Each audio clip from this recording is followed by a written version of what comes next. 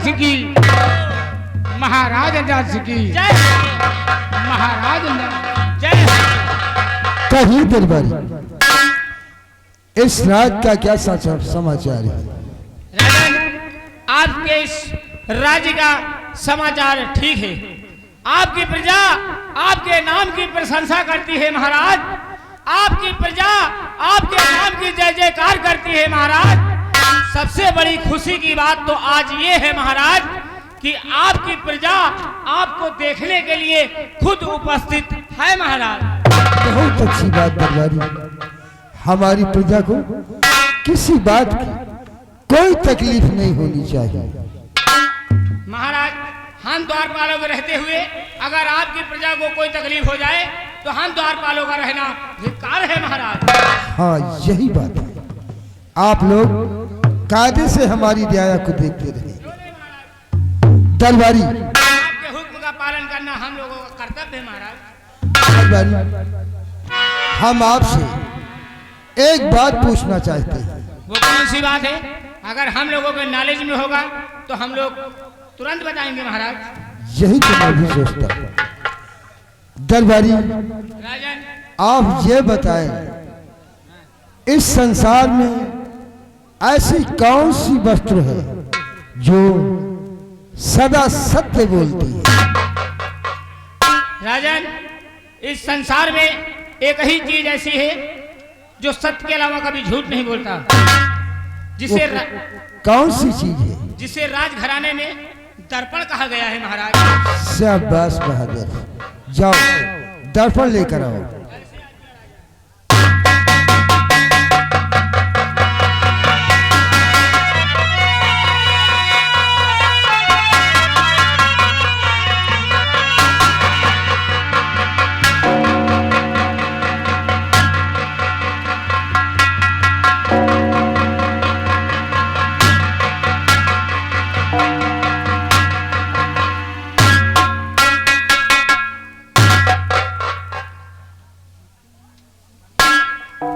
ये रहा दर्पण राजन।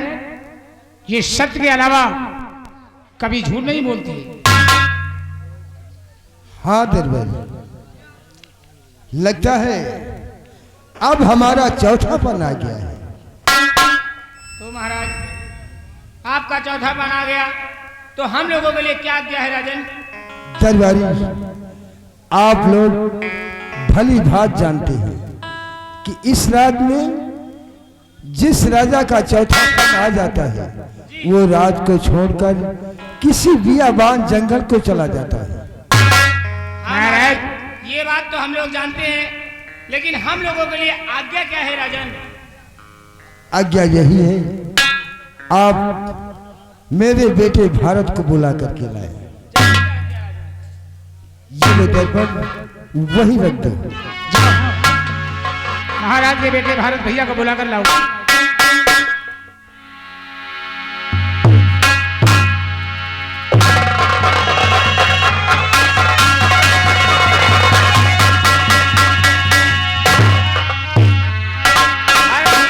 राज दरबार में पधार रहे हैं महाराज। बहुत अच्छी बात है।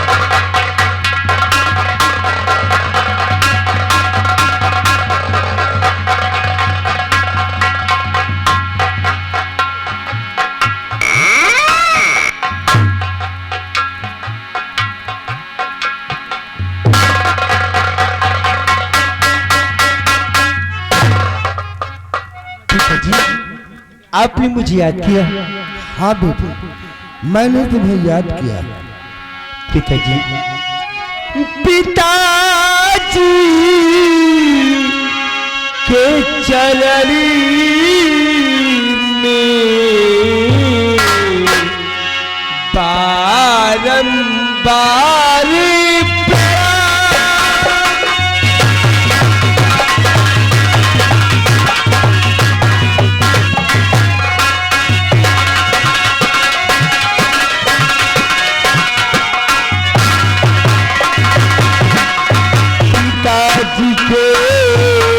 चरण में बारंबार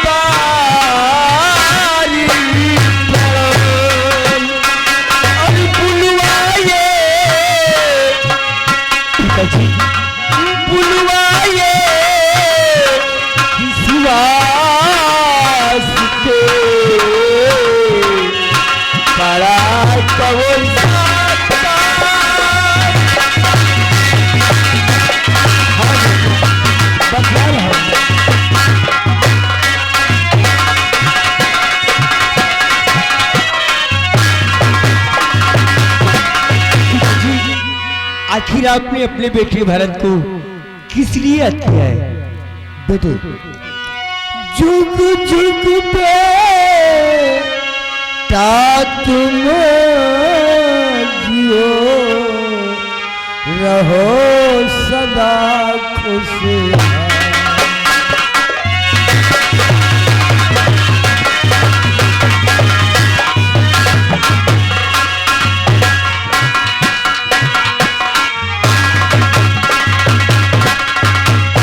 जुग जुग बेटा तुम जियो, रहो सदा खुशहाल। लेकिन भारत तुम मेरे रखना 5 वचन को याद।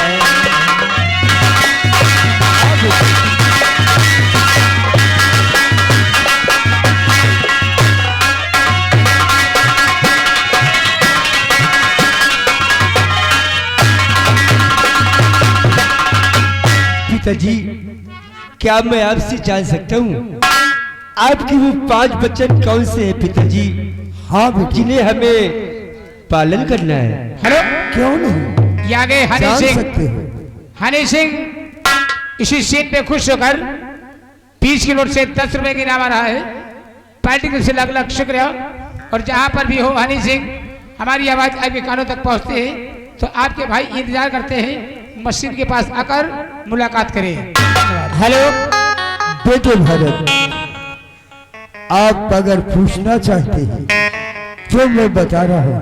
तो पिताजी आप बताएं पिताजी, आखिर वह 5 वचन कौन से हैं? हाँ हाँ बेटे, पहला वचन तो आप कभी झूठ नहीं बोलेंगे। आपका पहला वचन कि मैं कभी झूठ न बोलूं। पिताजी, मैं आपसे वादा करता हूं और आपको यकीन दिलाता हूं, चाहे जितनी मुसीबत आ जाए, लेकिन ये आपका बेटा भरत कभी झूठ नहीं बोलेगा पिताजी। हाँ बेटे, ये आ गए नरसिंह यही मान पूरा सिंह, करना है। पूरे तेजा की तरफ से 100 रुपया व्यवहार। धन्यवाद। और पिताजी, आपका दूसरा वचन कौन सा है? बेटे, दूसरा वचन ये है, आप अपनी रियाया के साथ में कभी कोई ऐसा व्यवहार नहीं करेंगे। आपका दूसरा वचन कि मैं अपनी रियाय में कभी कोई ऐसा व्यवहार न करूं जिससे कि हमारी रियाय को तकलीफ हो। हाँ बेटे, पिताजी, यही आप बात। जैसा चाहते हैं मैं बिल्कुल वैसा ही करूंगा। और पिताजी, आपका तीसरा वचन कौन सा है? बेटे, तीसरा वचन आप अपने राज की माता बहन बेटियों को अपनी माँ बहन बेटी की तरह समझना। मैं ऐसा ही करूंगा, अपनी राय की माँ बहन बेटियों को अपनी माँ बहन बेटी ही समझूंगा। हाँ बेटे, हाँ पिताजी, आप जैसा चाहते हैं ए आपका बेटा भारत बिल्कुल वैसा ही करेगा। आपका चौथा वचन कौन सा है? बेटा, आप कभी चोरी नहीं करेंगे। आपका चौथा वचन कि मैं कभी चोरी न करूं और हमेशा सच्चाई के रास्ते पर चलूं। पिताजी, बिल्कुल सही, मैं ऐसा ही करूंगा। और पिताजी, आपका पांचवा और अंतिम वचन कौन सा है उसे बताइए पिताजी। बेटे, आप अपने चाचा और चाची को माता पिता की तरह समझना होगा। ये तो हमारा परम कर्तव्य है कि मैं चाचा को पिता और चाची माँ को माँ समझूं। हाँ पिताजी। तो इसी बात पर हम तुम्हें यहाँ का राजा बनाना चाहते पिताजी, आप कैसी बातें कर रहे हैं? अभी अभी आपने हमें 5 बच्चों के अटूट बंधन में बांध दिया है और अब इस राज का लोभ देकर आप तो मेरी परीक्षा ले रहे हैं पिताजी। नहीं बेटे, मैं ठीक कहता हूँ। पिताजी, हे पिताजी परीक्षा न लीजिए मेरी, चाचा चाची है घर में सयाने, और आज का भार उनके हवाले करो।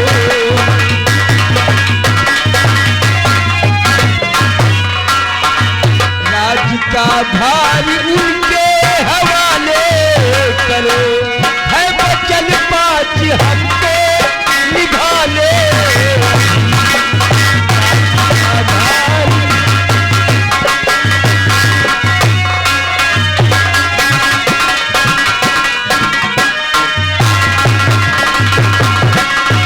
पिताजी, अभी तो चाचा और चाची हैं, आप भी राजपाट चाचा जी को सौंप दीजिए और हमें अपने दी हुई 5 बच्चों को निभाने दीजिए पिताजी।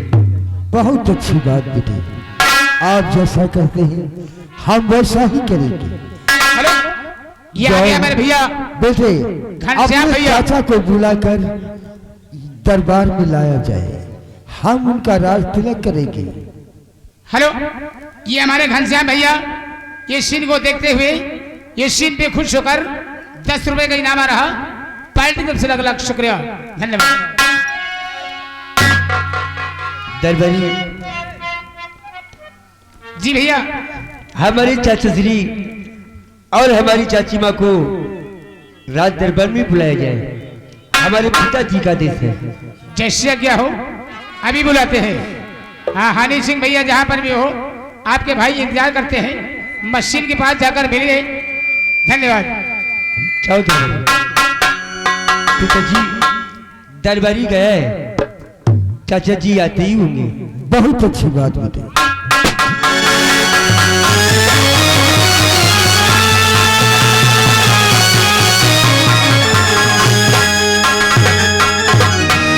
खुश रहो छोटे भैया, खुश रहो बेटे।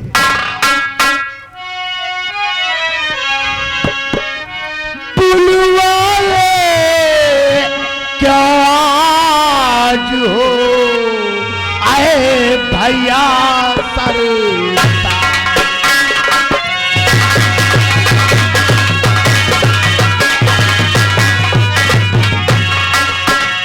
बुलवाए क्या आज हो आए भैया सरता, और तेरा तो तमकीन है मुखमली।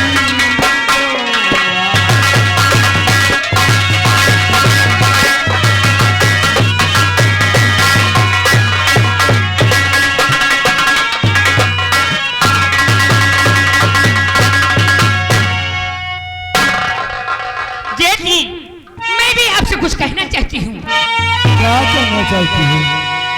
तो जेठ जी क्यों बुलाए सारे परिवार को,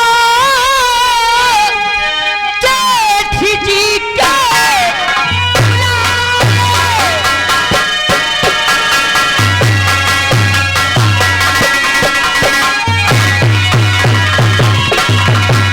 जेठ जी क्यों बुलाए सारे परिवार को, बात मेरी समझ कुछ है आती नहीं, और बेटा भारत सहित यूं पति जी खड़े, कल भी कोई किसी की दिखाती नहीं, बेटा भारत सहित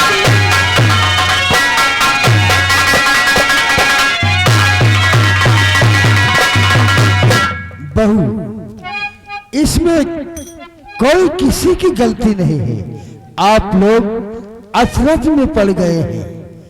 बहू, मैं बता रहा हूं, चौथापन है आ गया,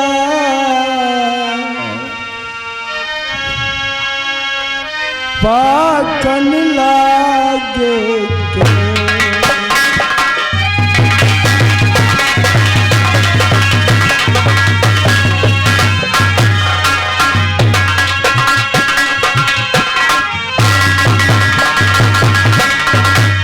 चौथापन है आ गया, पाकन लागे के और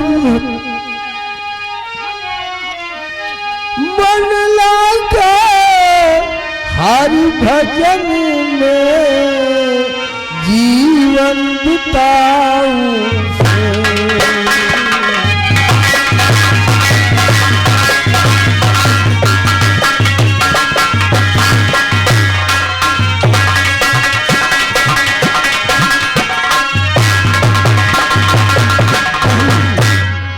मेरा चौथापन आ गया है, अब हर भजन में मेरा मन लग गया है।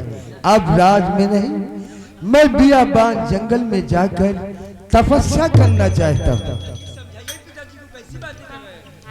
बड़े भैया, इतनी बड़ी रियासत है अपनी, अगर आप कहें तो एक आलीशान मंदिर बनवा दें और आप वहीं बैठकर प्रभु की भजन कीजिए। बड़े भैया नहीं भैया, अगर ऐसा होता तो मैं एक नहीं सैकड़ों मंदिर बनवा देता, लेकिन नहीं, ये मेरे राज की परंपरा है। जब किसी राजा का चौथापन आता है तो राज को छोड़कर बियाबान जंगल में चला जाता है। जैसी आपकी इच्छा। बड़े भैया, हाँ भैया, यही आपको भी करना होगा। ये मेरे राज की परंपरा है। दरबारी, हमारे शाही वस्त्र उतारे जाए और मेरे छोटे भाई साहब को पहनाया जाए।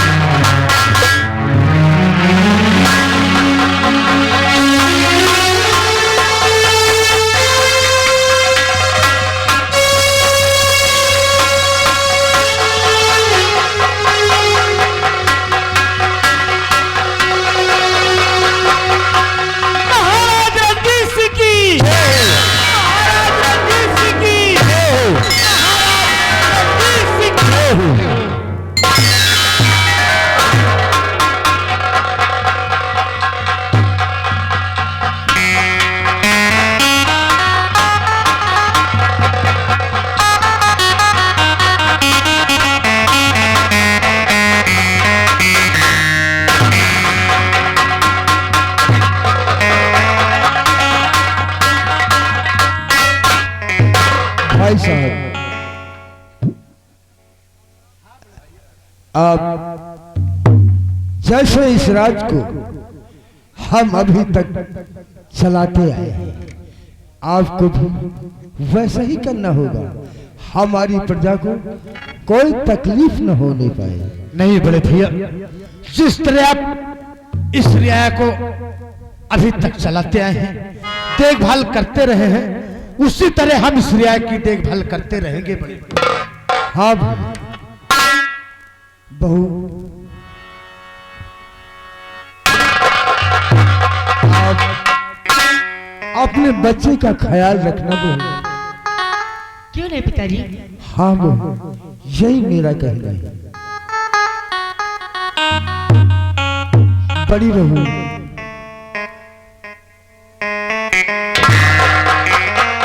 आप इस राज की राजमाता है।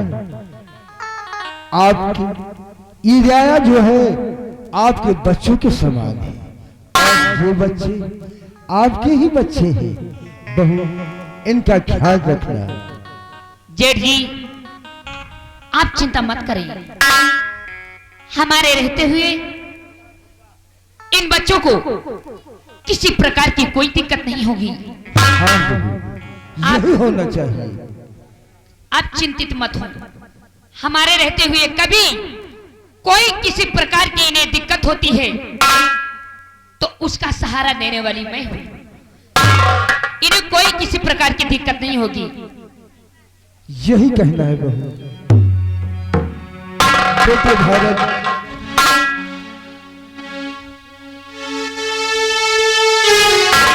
हमारे पूर्वजों की एक निशानी है जो हमारे पास है। आप आज से आप इसे अपने पास रख लें बेटे। कैसी साली पिताजी?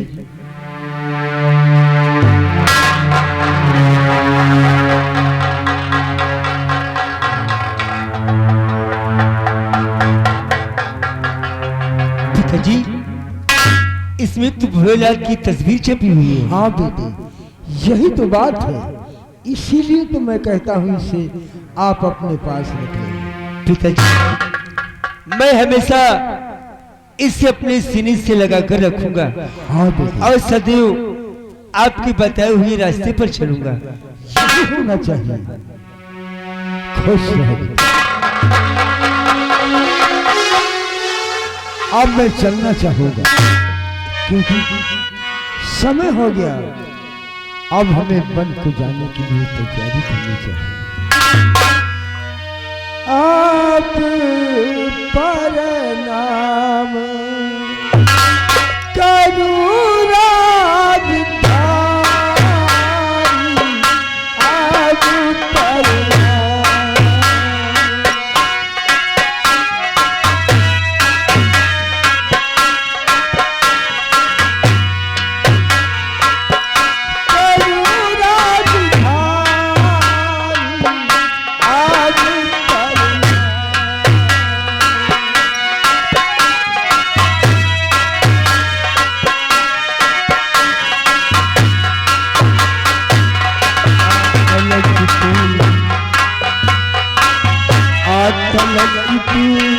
यही हमारी अब हो गई।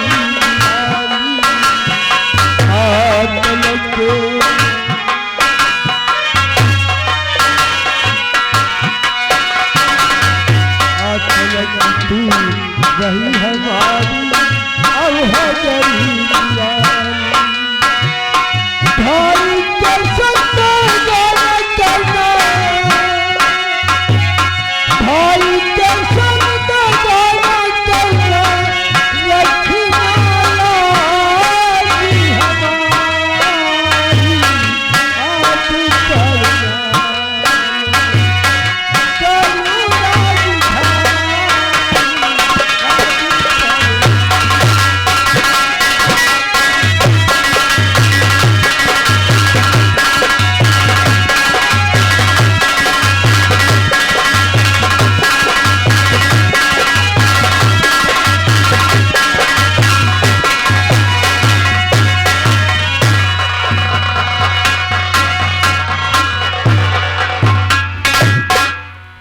बेटा भरत, मैं जानता हूं कि आज आप बहुत उदास हैं, लेकिन बेटा कर ही क्या सकते हैं हम, इसलिए कि हमारे पूर्वजों की पुरानी परंपरा कि जिसका चौथापन आ जाता है उस राजपाट को छोड़कर भगवान की भजन के लिए बियाबान जंगल चला जाता है। आज आपके पिता और हमारे बड़े भैया गए हैं, कल हमारा भी चौथापन आएगा, हमें भी जाना पड़ेगा बेटा। लीलावती, हमारे इन बच्चों को धीरज बंधाओ और इन्हें आज अपने हाथों से खाना बनाओ और बच्चों को अपने हाथों से खिलाओ। इन्हें यह ना महसूस हो कि हमारे पिताजी नहीं है। इन्हें माँ और पिता का दोनों प्यार देना है तुम्हें। प्राणनाथ, आप चिंता मत करें। इन बच्चों की परवरिश करना मेरा परम कर्तव्य है। हमें तुमसे यही उम्मीद है लीलावती। ठीक है बेटा भारत, और बहू लक्ष्मी, तुम चिंता मत करो। आज जेठ जी हमारे सबके बीच में नहीं है तो क्या हुआ, अभी तुम्हारी चाची माँ है, तुम्हारे पिता सामान्य चाचा श्री हैं, तो किस बात की चिंता, मैं हूं। तुम्हें किसी बात की चिंता नहीं करना बेटा। तुम्हें मैं ढेर सारा प्यार दूंगी, मैं इतना प्यार दूंगी बेटा भारत, तू मुझे सारी उम्र नहीं भूल पाएगा। चिंता मत करो। चलो आज मैं अपने हाथों से खाना बनाती हूँ और अपने बेटे भारत को और बहू लक्ष्मी को अपने हाथों से खिलाती हूँ। ले जा लीलावती बच्चों को। चलो बेटा।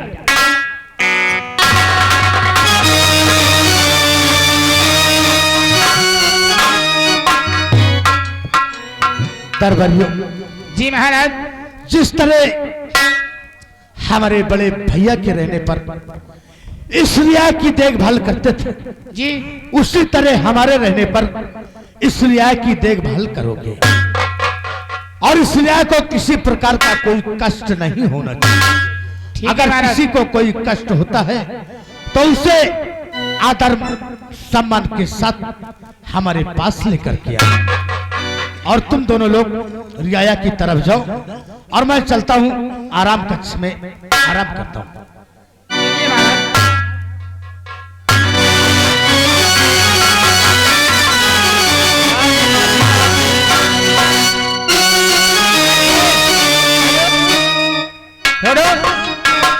यार बप्पा, एक बात हमें समझ में नहीं आ रही है। कौन बात है? महाराज ने कहा कि मेरा चौथापन आ गया, अब हम जाएंगे किसी बियाबान जंगल में तपस्या करेंगे, अपना राजपाट अपने छोटे भाई साहब को सौंप दिए। हाँ वो तो सौंप गए। अरे साफ साफ ये नहीं कहा कि हम बुढ़े हो गए हैं, काम धाम तो आपको सपरेगा नहीं। ले लिए लुटिया कमांडर समसा चले गए किसी बियान जंगल में। दिया नहीं बियाबान भी, यानी घनघोर जंगल। हाँ घनघोर जंगल। वहाँ पे बढ़िया लगाए धूनी और लगाए के भौरा पेल के खाए दिया बनाए। या बताओ पहले हमका ईटा पत्थरा पूंजे कुछ मिला था? ईटा पत्थरा पूंजे कहाँ मिली यार? हम कहे तुमका भाई हम लठ लेके दौड़ा ले। हाँ तुमको लठ लेके दौड़ा ले जाओ, तुम कोनो मंदिर में घुस जाओ, हाँ तुमको पत्थरे का मूर्त बचा ले हमसे। बचाए तो ना ले यार, लेकिन बहुत जने बहुत दिलो जान से पूंजे थे। अरे चूतिया ईटा पाथर पूंजे कुछ नहीं मिलत। पूंजो कोई का बताई? कोई का कहा थी घर का रुपया खर्चा करके तीरथ करन को जाए। हाँ साइकिल भांज के बरेली जात ईटा गारा करत 300 रुपया पावत लेके चले आओ। वह मन लड़का जी आए कि हम जाए हुआ ईटा पाथर पूंजे। कहा थी घर का रुपया खर्च